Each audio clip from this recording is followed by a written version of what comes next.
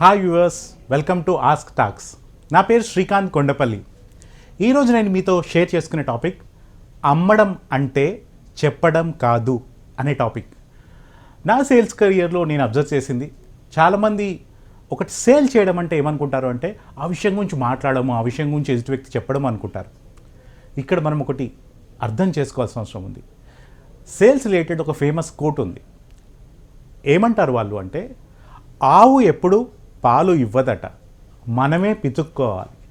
అలాగే జస్ట్ మనం చెప్పాం కాబట్టి ఎదుటి వ్యక్తి ఎప్పుడు కూడా ఒక విషయాన్ని, ఒక వస్తువుని, ఒక సర్వీస్ని కొనడు, మనం అమ్మాల్సి ఉంటుంది.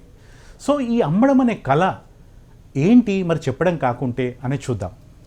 ముఖ్యంగా కొద్దిమంది వాళ్ళ వస్తువులు నమ్ముతారు, కొద్దిమంది వాళ్ళ సర్వీస్ నమ్ముతారు, కొద్దిమంది వాళ్ళ ఐడియాస్ నమ్ముతారు, బిజినెస్ ఐడియాస్ నమ్ముతారు. ఇలా అమ్మడానికి రకరకాల సిచ్యువేషన్స్లో ఎంటర్ అవుతారు. దాన్ని మనం సేల్స్ కాల్ అంటాం.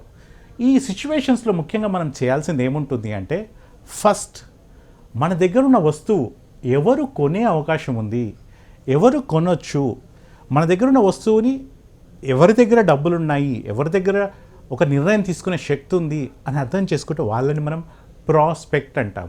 అంటే మన దగ్గర ఉన్న వస్తువుని లేదా సేవని ఆ వ్యక్తులు కొనగలుగుతారని అర్థం. ఎవరు కొనగలుగుతారో గుర్తించడం అత్యంత ముఖ్యమైన విషయం. మన దగ్గర వస్తువు కొనే వ్యక్తి యొక్క పేర్లు రాసుకోవడము, వాళ్ళని ఎలా కాంటాక్ట్ చేయాలో ఆలోచించుకోవడం చాలా ముఖ్యమైన స్టెప్.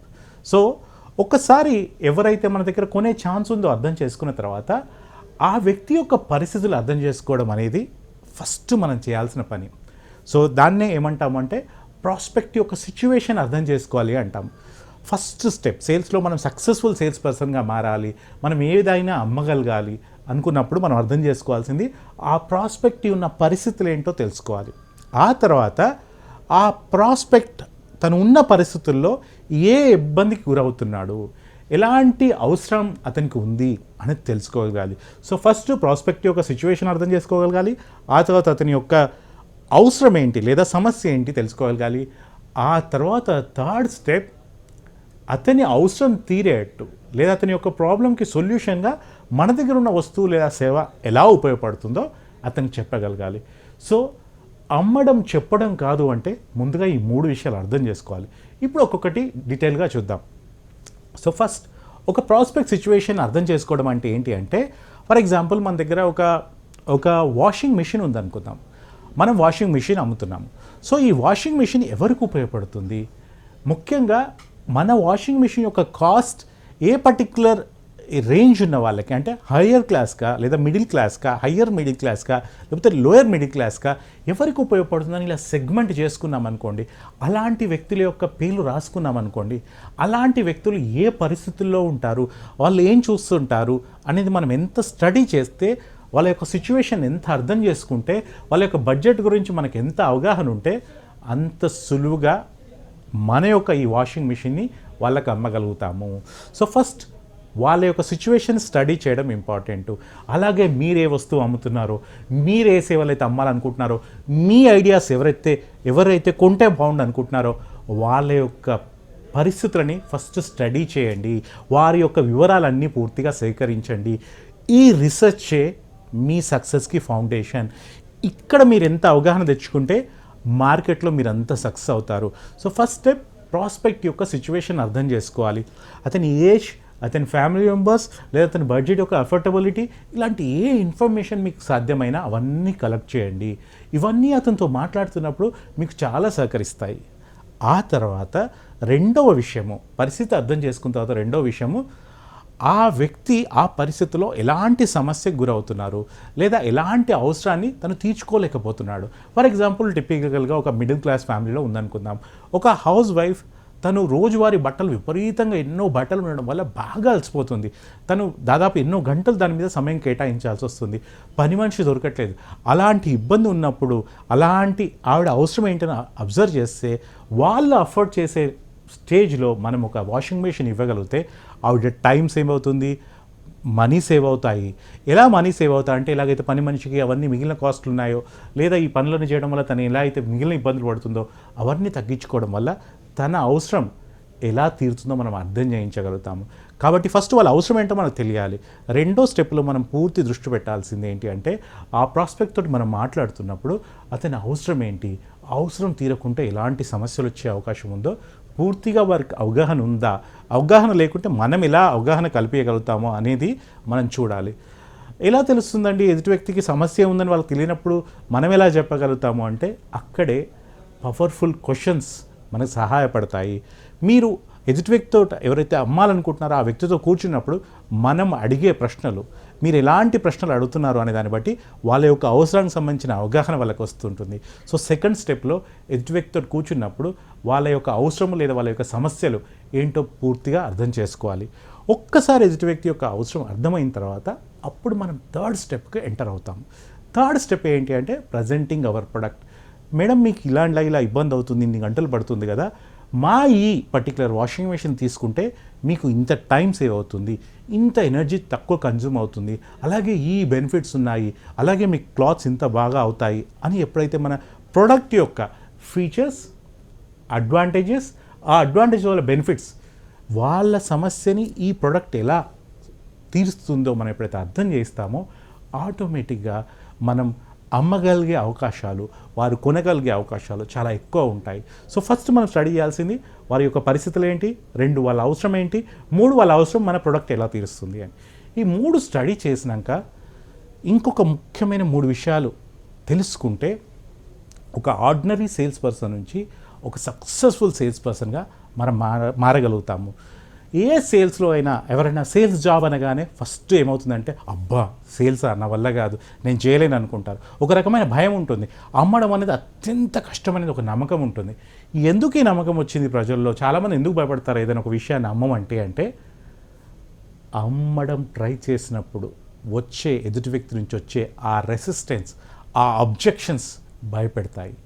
ఎదుటి వ్యక్తి మేడం ఈ వాషింగ్ మిషన్ తీసుకోండి అంటే ఎదుటి వ్యక్తికి అబ్బో చాలా కాస్ట్ ఉంది, లేకపోతే మాకు అవసరం లేదు, ఏదైతే అబ్జెక్షన్స్ చెప్తున్నారో, అపోజ్ చేస్తున్నారో వాటితో మనని అబ్జెక్ట్ చేస్తున్నారు, మనని రిజెక్ట్ చేస్తున్నారు మనం అనుకుంటాం. ఇక్కడ ఫ్రెండ్స్ గుర్తుపెట్టుకోవాల్సింది ఏంటి అంటే వాళ్ళు మనని రిజెక్ట్ చేయట్లేదు, ఆ వస్తువు వాళ్ళకి అప్పుడు అవసరం లేదని వాళ్ళు అనుకుంటున్నారు, అందుకోసమే రీజన్ చెప్తున్నారు. లేదా ఆ వస్తువు యొక్క కాస్ట్ ఎక్కువ అనుకుంటున్నారు, లేదా మిమ్మల్ని కలిసే టైం లేదనుకుంటున్నారు. అది మాత్రమే వాళ్ళ అబ్జెక్షన్, మనం పెడుతున్న ప్రపోజల్కి మాత్రమే అబ్జెక్షన్. కాబట్టి ఇప్పుడు మన స్కిల్ని పెంచుకోవాలి అంటే చెప్పడమే అమ్మడం కాదు అని అర్థం చేసుకోవాలంటే ఫస్ట్ మనం తెలుసుకోవాల్సింది ఏ సేల్స్లో అయినా అబ్జెక్షన్స్ వస్తాయి. కానీ ఇది అర్థం చేసుకోకుండా చాలామంది సేల్స్ పీపుల్ ఏం చేస్తారు, కొత్తగా రాగానే అంటే మార్కెట్లో ఒక సర్వేలో జరిగింది ఏంటి అంటే 48% ఆఫ్ ద సేల్స్ పీపుల్ అంటే 100లో 48 మంది ఒకసారి ఒక వ్యక్తిని అడిగి మేడం ఇది కొంటారా సార్, ఇది కొంటారా అని అడిగేసి ఆ తర్వాత అక్కడ క్లోజ్ చేస్తారట. వాళ్ళు నో అనగానే అక్కడ క్లోజ్ చేస్తారు. అంటే 48% ఎప్పటికీ అమ్మలేరు. ఆ తర్వాత ఒక 25% మంది మాత్రమే ఒకసారి వాళ్ళు ఏదైనా అబ్జెక్షన్ రేజ్ చేసినా లేదా తర్వాత చూద్దామన్నా రెండోసారి ఫాలోఅప్ చేస్తారట. రెండోసారి ఫాలోఅప్ చేసిన వాళ్ళు రెండోసారి ఫాలోఅప్ చేసి ఇంకేదైనా అబ్జెక్షన్ రాగానే అక్కడ ఆపేస్తారు. అదే మూడో స్టేజ్లో 12% ఆఫ్ ద సేల్స్ పీపుల్ 12% మాత్రం ఏం చేస్తారంటే 3 సార్లు ఫాలోఅప్ చేస్తారు. ఒక వ్యక్తికి ఎవరినైతే మనం ఫస్ట్ టైం కలిసారో మళ్ళీ ఇంకోసారి ఫాలోఅప్ చేస్తారు, మళ్ళీ ఇంకోసారి 3 సార్లు ఫాలోఅప్ చేసి ఆ తర్వాత వీరు కూడా ఆపేస్తారు. కానీ ఒక 10% 100 మంది సేల్స్ పీపుల్ ఉన్నారంటే అందులో ఎప్పుడు 10% ఆఫ్ ద పీపుల్ ఎందుకు సక్సెస్ఫుల్ అవుతారు అంటే ఈ 10% ఆఫ్ ద పీపుల్ మాత్రం కనీసము ఒక 5 సార్లు ఫాలోఅప్ చేస్తారట. మనం ఏదైతే అమ్మాలనుకుంటున్నామో దానికి సంబంధించి ఆ కస్టమర్ కాబోయే వ్యక్తిని 5 సార్లు ఫాలోఅప్ చేస్తారు. ఎప్పుడైతే 5 సార్లు ఫాలోఅప్ చేస్తున్నారో ఆటోమేటిక్గా సక్సెస్ఫుల్ అవుతున్నారు. అలా ఎలా అవుతున్నారో మీరు అడగవచ్చు. ముఖ్యంగా సేల్స్పై జరిగిన ఒక అద్భుతమైన సర్వేలో తేలింది ఏంటి అంటే ఏ వ్యక్తి ఏది కొంటున్నా ఆ కొనేప్పుడు 5 నుంచి 12 సార్ల మధ్యలో ఒక సేల్స్ పర్సన్ కలుస్తూ ఉంటే కొంటున్నాడట. అంటే నేను ఏదైనా కొత్త వస్తువు కొనాలన్నా, కొత్త సర్వీస్ని తీసుకోవాలన్నా కనీసం నాకు అమ్మే వ్యక్తి 5 నుంచి 6, 7, 8, 9, 10, 11, 12 ఈ మధ్యకాలంలో ఇన్నిసార్లు ఎక్కడో దగ్గర కలిసి ఉండాలి. అప్పుడే ఎక్కడో ఒక దగ్గర ట్రస్ట్ ఫామ్ అవుతుంది, ఎక్కడో దగ్గర ఈ ప్రోడక్ట్ నాకు ఉపయోగపడుతుందని అర్థమవుతుంది. అలాగే ప్రతి 10 మందిలో 6 వ్యక్తులు మనం ప్రోడక్ట్ అయితే అమ్ముతున్నామో, మన సర్వీస్ని అమ్ముతున్నామో దానికి సంబంధించిన డబ్బుల్ని ఇబ్బందిగా చెప్తారట. ఇది అత్యంత సహజము. ఫస్ట్ దీని కాస్ట్ చెప్పండి, ఫస్ట్ దీని రేట్ చెప్పండి అని అనుకుంటారట. ఈ రేట్ని మనం కొద్దిసేపు పోస్ట్పోన్ చేసి ఫస్ట్ మన యొక్క ప్రోడక్ట్ యొక్క బెనిఫిట్స్ ఏంటో చెప్పాలి.